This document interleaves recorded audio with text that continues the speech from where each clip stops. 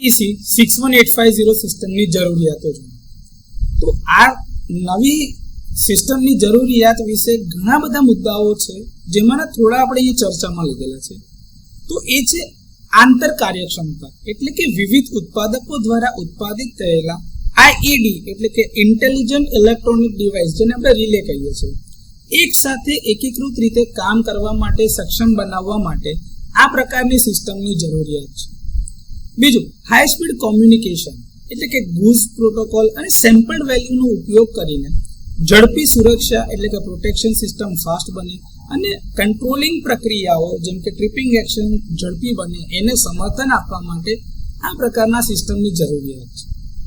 Standard data modelling માટે એટલે કે સબસ્ટેશનના જે સાધનો છે, એટલે કે જેટલા બી ઇક્વિપમેન્ટ લાગેલા છે એમના જે કાર્યો છે એને સામાન્ય રીતે એક સ્ટ્રક્ચર્ડ એટલે કે માળખાગત રીતે લોજિકલ નોડ્સની મદદથી રજૂ કરવા માટે આ સિસ્ટમ જરૂરી છે. ઓછું વાયરિંગ અને ખર્ચ બચાવવા માટે, કારણ કે જૂના જે વાયરિંગ હતા એમાં વ્યાપક પ્રમાણમાં આપણે કોપર વાયરિંગનો ઉપયોગ કરતા હતા, જેને બદલીને ઇથરનેટ અથવા તો ફાઇબર કમ્યુનિકેશનનો ઉપયોગ કરીએ તો એ વધારે પડતો વાયરિંગ જે છે એ ઓછું થઈ જશે. સાથે એના ઇન્સ્ટોલેશન અને મેન્ટેનન્સને સરળ બનાવવા માટે પણ આ પ્રકારની સિસ્ટમની જરૂરિયાત છે. હવે કોપરના વાયરો જો ઓછા થઈ ગયા એટલે કે એનો ખર્ચ પણ ઓછો થઈ શકે છે. ફ્લેક્સિબલ સિસ્ટમ એક્સપાન્શન એટલે કે વિસ્તરણ કરવા માટે. તો જ્યારે બી સિસ્ટમમાં કોઈ નાનકડો ચેન્જ આવે, કોઈ નવું સાધન ઉમેરવામાં આવે અથવા તો પ્રક્રિયામાં ચેન્જ કરવામાં આવે તો લોજિક જ બદલવાનું રહેશે, જેમાં મુખ્ય વાયરિંગને ફરીથી બદલવાનું થતું નથી. એટલે કે રીવાયરિંગનો સમય પણ બચી જશે, પ્રોટેક્શન અને કંટ્રોલિંગ વધારે સારું થઈ શકે છે. અને આમાં તમે કોઈ સાધન ઉમેરો અથવા તો કોઈ પણ ફેરફારની જરૂર લાગે તો એમાં લોજિક એટલે કે પ્રોગ્રામિંગથી તમારે ખાલી એની ફેરફાર કરવાની જરૂરિયાત જણાશે.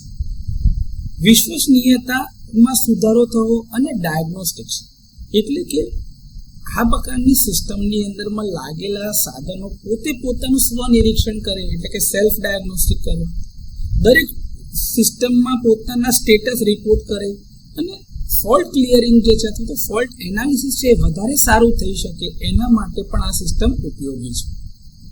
ડિજિટલ સબસ્ટેશન અને સ્માર્ટ ગ્રીડ માટેનો સપોર્ટ. તો આધુનિક ઓટોમેશન આવશ્યકતા એટલે કે જરૂરિયાતોને સંતોષવા માટે અને ભવિષ્યના પાવર સિસ્ટમની અંદરમાં એકીકરણ કરવા માટે એટલે કે યુનિફાઈડ કરવા માટે આ પ્રકારના સિસ્ટમની જરૂરિયાતો છે. તો IEC 61850 સિસ્ટમ લાગુ કરવા માટે શું જરૂરિયાત છે એના થોડા ઘણા મુદ્દાઓ છે.